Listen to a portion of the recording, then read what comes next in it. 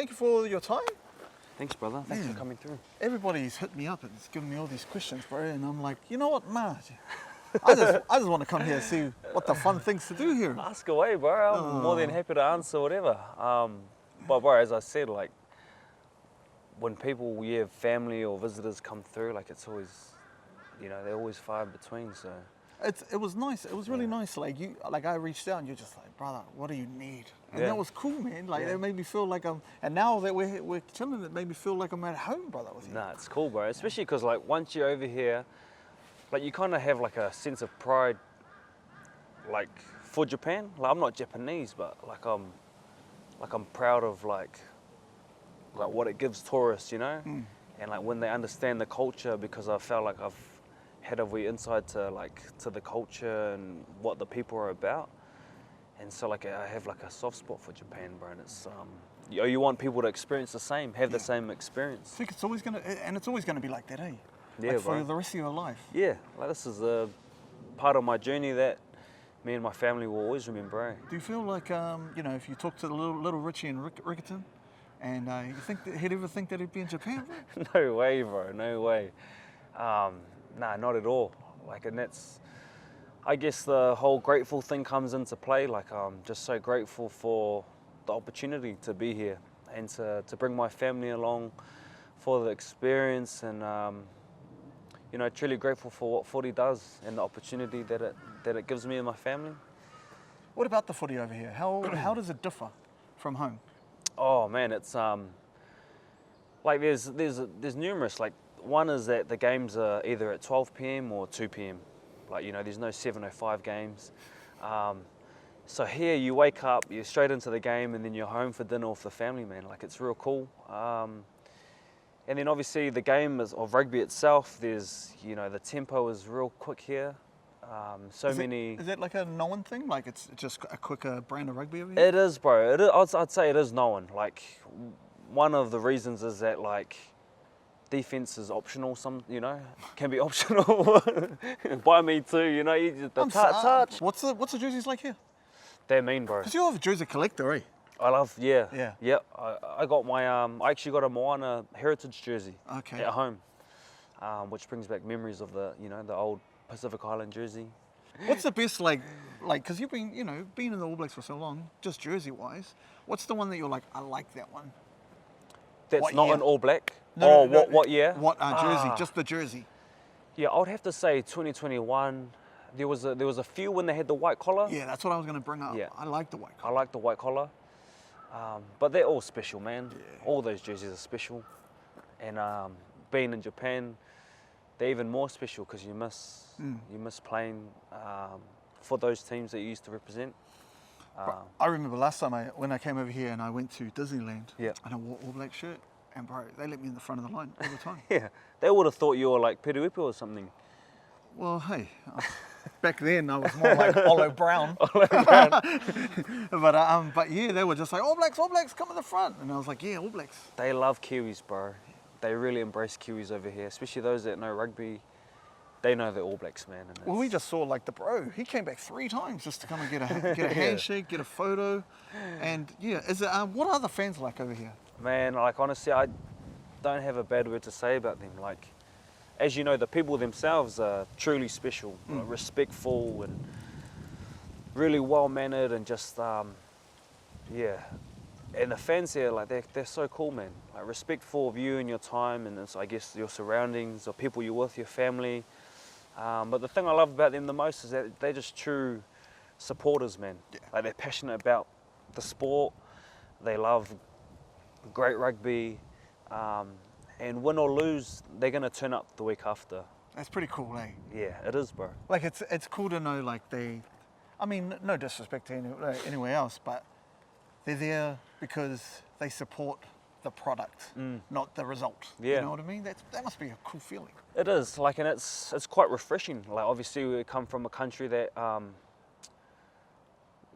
sometimes is hard to please, and you can be... ridiculed for, a drop ball or media releases quickly come after a game. But here it's so refreshing. It's like you're in your own little bubble playing on another planet. Yeah. and no one really cares, you know. They come up and watch the game, they cheer, and then after that, that's it. The word bubble is quite cool. Yeah. Because it is like, even in these little prefectures, even in these little cities, it's like a little bubble that you live in. It is, bro, and that's the beauty of being away from home. You just, like, you are literally just doing your own thing, man. Like, you're not worried about who's who or what's going on over there. Or selections or anything. You just get out and play. Yeah. Does it feel closer to being, like, going back to high school, or going back to, you know, when you're playing provincial rugby, where it's just like freeing? Like, there's no kind of like weight, I suppose? It is, eh? It is like high school where you just, yeah.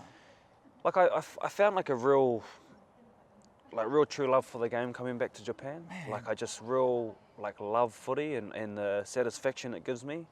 And I think because like I wasn't someone over here trying to prove something, I was in, I guess, more of a giving phase where I wanted to help develop players. I wanted to help develop coaches and develop a team and seeing people be the best of themselves. And I think that was a real cool thing for me in my rugby journey. You've always been a leader, but has leadership come into here more than ever?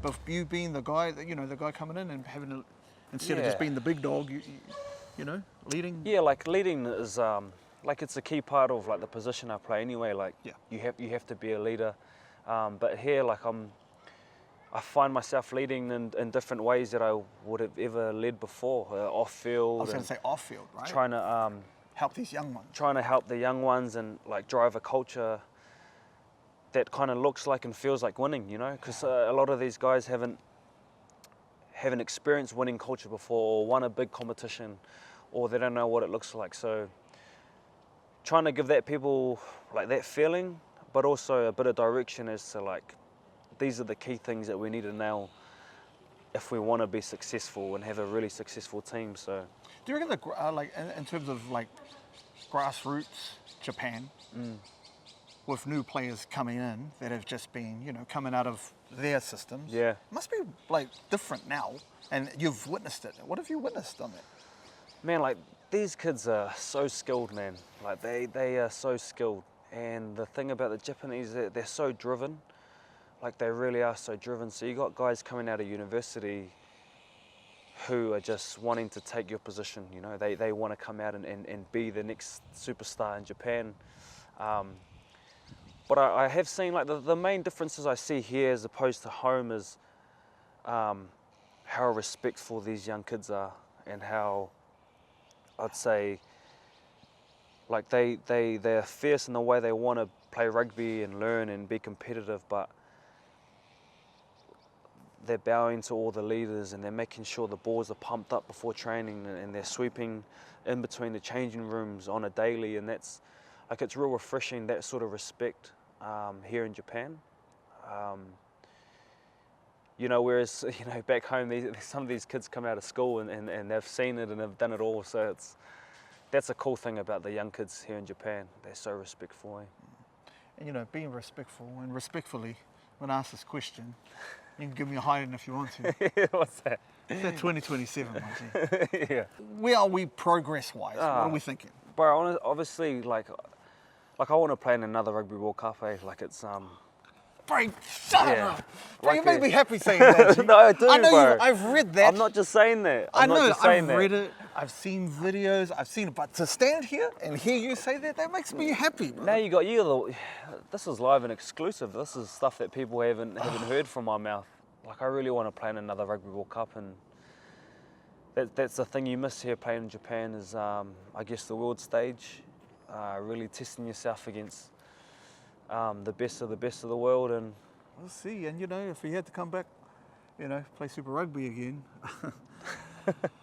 you know, hey, I'm not gonna try and get too, you know, hearty on the blessings. Yeah, you're gonna need a few more donations than that. Got any coins, brother? Got any coins?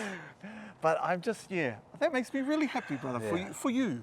And regardless of where it is, or who it's for, whatever, it would be it's always a pleasure to watch you play rugby. Thank you, bro. brother. And to watch you do what you love, brother. Thanks, brother. Yeah. It's not always, a lot of times, it's not always about what you love, the wins and the losses. It's about watching someone do what they love to do. Appreciate it. And you can see it, obviously.